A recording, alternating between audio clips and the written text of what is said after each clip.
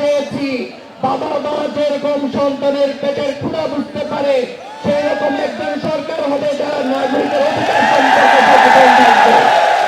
আমাদেরকে আজকে কেন শহীদ মিনারে 13 দিন এখানে থাকতে হবে? আমাদের তো একদিন এখানে থাকার কথা ছিল না। আমাদের তো যৌক্তিক অধিকারগুলো আপনারা নিজে থেকে খোঁজ নিয়ে সেগুলো সমাধান করার কথা ছিল।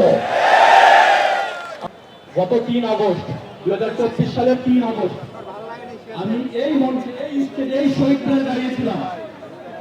ওই দিন এখান থেকে যে স্লোগানটা ছিল, এখান থেকে ওই দিন যে আওয়াজটা ছিল সেটা হচ্ছে এক দফা দাবি আওয়াজটা ছিল। জানেন সেটা এক দফা কি ছিল? পুলিশ স্বৈরাচার ব্যাসিস পলাতক হাসিনার পদত্যাগের দাবি ছিল। আমরা গ্রাহককে নিরবিচ্ছিন্ন বিদ্যুৎ সেবা দিয়ে থাকি। সেই জন্য আমরা কোনো জনদুর্ভোগ সৃষ্টি করে আমাদের দাবি আদায় করতে চাই না। সেই জন্য আমরা শান্তিপূর্ণভাবে এখানে অবস্থান করতেছি।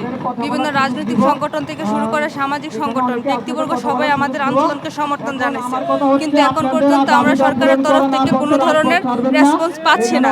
তবে আমাদের ধারণা হচ্ছে যে তাদের মধ্যে হয়তোবা এরকম কোনো একটা বিষয় আছে যার জন্য তারা আমাদের কাছে আসতেছে না। তো আমাদের মধ্যে বাংলাদেশের সবগুলো রাজনৈতিক দল সমর্থন জানালেও একমাত্র আওয়ামী লীগ সমর্থন জানায় নাই। সেই জন্য হয়তো সরকার অপেক্ষা করতেছেন, এটি আমরা মনে করি। প্রথম দাবি হচ্ছে আমরা পল্লী বিদ্যুৎ সমিতির 45 কর্মকর্তা কর্মচারী যার দ্বারা নির্যাতিত হচ্ছে, শোষিত হচ্ছে, বৈষম্যের শিকার হচ্ছে, সেই নিয়ন্ত্রণাধীন প্রতিষ্ঠান বাংলাদেশ পল্লী বিদ্যুৎ বোর্ডের চেয়ারম্যান যিনি ক্ষমতালোভী দুর্নীতিবাজদের রক্ষক হয়ে আছেন, ওনার অপসারণ চাই।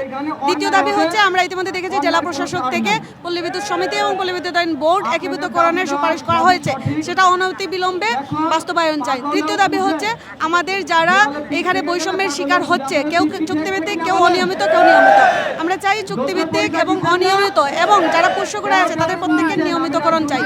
তো চতুর্থ দাবি হচ্ছে আমাদের এই বৈষম্য নিয়ে কথা বলাতে যাদেরকে মিথ্যা মামলা দিয়ে গ্রেফতার করা হয়েছে, চাকরিচ্যুত করা হয়েছে, তাদেরকে মিথ্যা মামলাগুলো প্রত্যাহার সহ স্বপদে বহাল করণ চাই।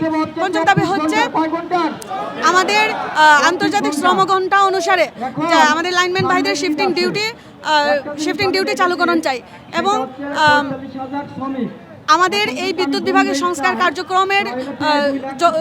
কার্যক্রমের জন্য অন্তর্বর্তীকালীন বোর্ড গঠন করে এই সংস্কার কার্যক্রম পরিচালনা করা চাই।